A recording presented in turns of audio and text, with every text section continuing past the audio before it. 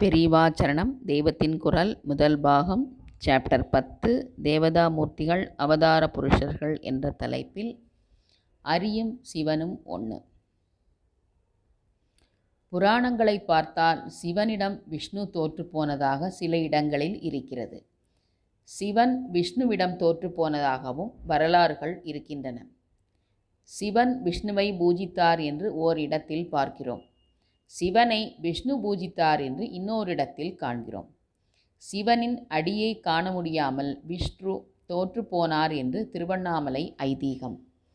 விஷ்ணு சிவன் இவர்களில் யார் பலசாலி என்பதற்காக தேவர்கள் வைத்த போட்டியில் சிவன் விஷ்ணுவிடம் தோற்று போனார். அப்போது ஸ்தம்பித்து போன சிவதனுசுதான் ஜனகரிடம் வந்து பிறகு அதை ராமர் முறித்து போட்டார் என்று இராமாயணத்திலிருந்து தெரிகிறது. சிவனுக்கு விஷ்ணு பூஜை பண்ணும்போது ஒரு பூ குறைய உடனே தன் கண்ணையே ஒரு கமலமாக கருதி பறித்தெடுத்து அர்ச்சித்தார் என்று திருவிழிமிழலை புராணம் சொல்கிறது. இங்கே சிவனுக்கு நேத்ரோர்பணேஸ்வரர் என்று பெயர். சிவனுக்கு பிரம்மாவின் தலையை கிள்ளியதால் பிரம்மஹத்தி தோஷம் ஏற்பட அதை போக்கிக் கொள்ள விஷ்ணுவை அவர் பூஜை செய்து விஷ்ணுவின் அனுகிரகத்தால் தோஷத்தை போக்கிக் கொண்டார் என்று திருக்கண்டியூரில் ஐதீகம் இருக்கிறது. இங்கே பெருமாளுக்கு ஹரசாப விமோசனர் என்றே பெயர். இப்படி ஏகப்பட்ட கதைகள் சிவ உத்கர்ஷத்தையும் விஷ்ணு உத்கர்ஷத்தையும் காட்ட சொல்லலாம். சிவனும் விஷ்ணுவும் ஒன்றுதான் என்கிறீர்களே, ஒரே சுவாமி தன்னுடனேயே சண்டை போட்டு கொள்ள முடியுமா, தன்னையே பூஜித்து கொள்ள முடியுமா என்று கேட்பீர்கள். உங்களுக்கு சமாதானம் சொல்கிறேன். மேலே ராமன் முறித்த சிவதனுசை பற்றி சொன்னேன் அல்லவா? இந்த கதையை ராமனுக்கே சொன்னவர் பரசுராமர்தான். சீதா கல்யாணம் முடிந்து எல்லோரும் அயோத்திக்கு திரும்பும்போது ராமரை பரசுராமர் வழிமறிக்கிறார். சிவவிஷ்ணு யுத்தத்தில் மக்கார் செய்த ருத்ர தனுசை உடைத்து பெரிய பேர் வாங்கி விட்டாயடா, அப்போது அதை ஜெயித்த விஷ்ணுவின் வில் இதோ என்னிடம் இருக்கிறது, இதை நாணேற்றிப்பார் என்று ராமனிடம் சண்டைக்கு வருகிறார் பரசுராமர். இந்த பரசுராமர் யார்? விஷ்ணுவின் அவதாரம். இவர் சண்டைக்கு அழைத்த ராமர் யார்? அவரும் அதே விஷ்ணுவின் அவதாரம்தான். ஒரே விஷ்ணுவின் அவதாரங்கள் இங்கே சண்டை போட்டு கொள்ளவில்லையா?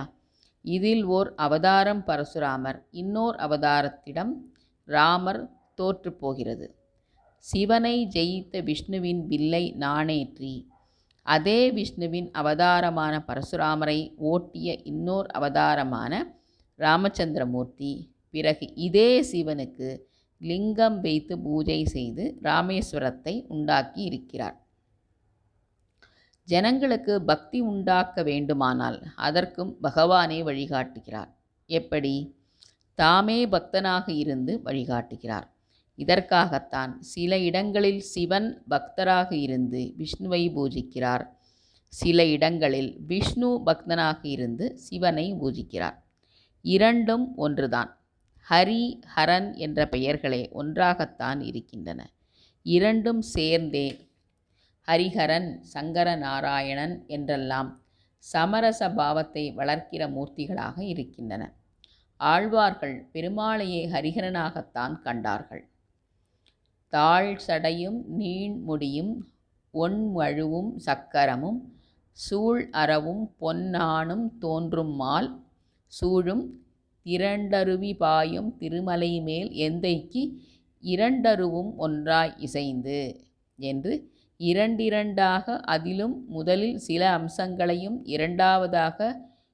முதலில் சிவ அம்சங்களையும் இரண்டாவதாக விஷ்ணு அம்சங்களையும் சொல்லி வேங்கடரமண சுவாமியை பாடுகிறார் பேயாழ்வார்.